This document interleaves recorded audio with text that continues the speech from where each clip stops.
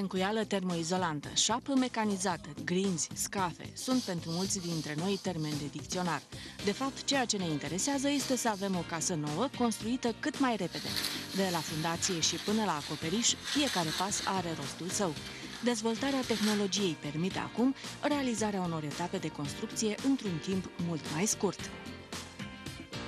În domeniul tencuielilor, ceea ce a apărut la noi în țară cu 3-4 ani, iar în celelalte state europene, în Germania, cum ar veni Italia, tencuielile mecanizate au apărut încă din anii 70. Noi le-am promovat de acum 3 ani de zile.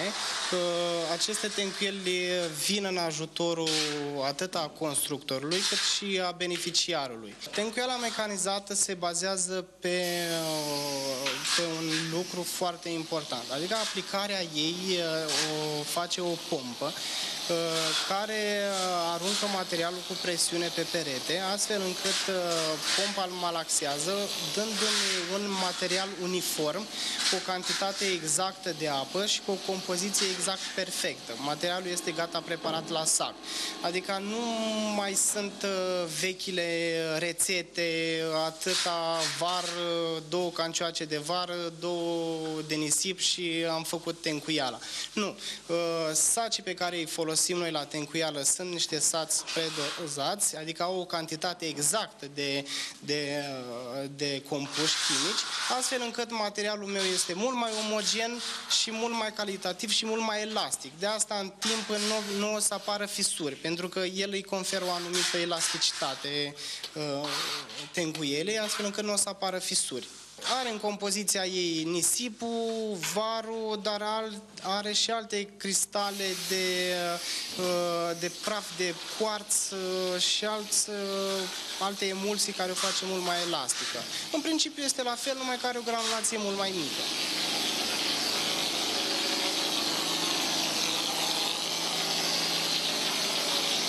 Prima etapă ar fi pregătirea pereților, se vede suprafața. Dacă are imperfecțiuni, muchii de beton care ar putea incomoda trasul tencuielei, în cazurile unde avem betoane lise, se vor amorsa, iar după această curățare a pereților vine pontarea lor cu șine de ghidaj și cu ristei, iar și după ce am executat această preparare, se vine cu încărcarea pereților, nivelatul pereților și a doua zi grătatul lor și lăsat în forma în care o vedeți dumneavoastră aici.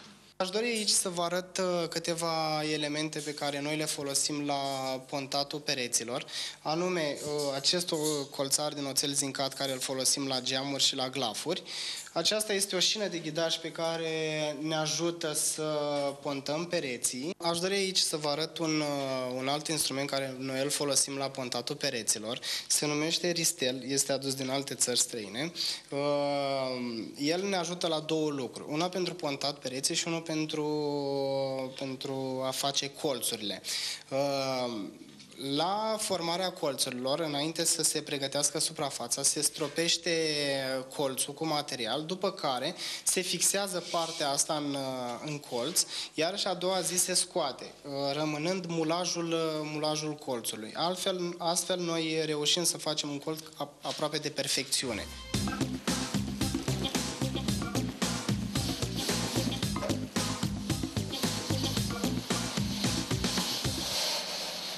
Suntem în proces de turnare a unei șape mecanizate. Ce înseamnă, de fapt, șapa mecanizată? Șapa în sine înseamnă egalizarea suprafeței de beton, a plăcii de beton, de fapt. După cum vedeți și dumneavoastră, noi turnăm această șapă cu ajutorul unei pompe care malaxează jos aceste materiale, adică nisipul și cimentul, față de tencuiala mecanizată, unde se folosesc materiale predozate, materiale la sac, la această șapă se folosesc materiale tradiționale, cum ar veni cimentul și nisipul. Aleatoriu, dacă beneficiarul dorește să aibă o șapă mai tare sau o șapă mai subțire, pentru a întări această șapă se toarnă în compoziția ei fibre de polipropilenă. Principiul este foarte simplu, acea pompă îl malaxează jos, iar și cu presiune noi putem să-l turnăm până la etajul 20.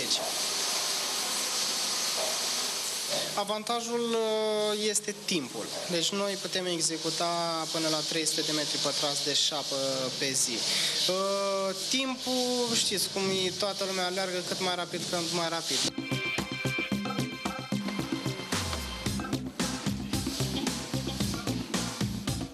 Tipul acestor materiale de construcție trebuie ales și în funcție de suportul pe care se aplică. Nu pot fi tencuiți mecanizat pereții de polistiren. În cazul încălzirii prin pardoseală, șapa trebuie să fie una elastică și să permită transferul termic.